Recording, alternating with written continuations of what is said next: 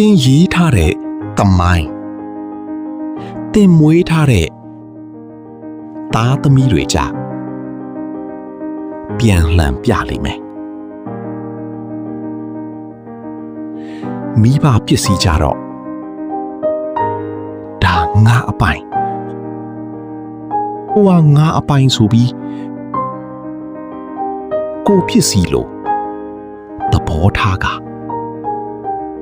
အလူအယက်ယူခြင်းကြ၏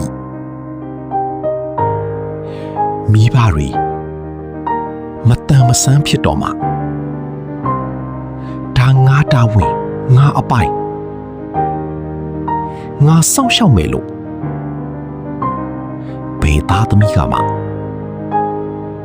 အလူအယက်မလို့ချင်းကြ၏အရှင်တီရင်ဒါလင်္ကာရတက္ကရာတိဟာတာမဏေကျော်မှတ်ချက်ဘဝတန်ဝေခါနော်ကိုတွေ့မှတ်တမ်းမိဘရှိစေရှိမရှိရှိတာလေးနဲ့ပြုစု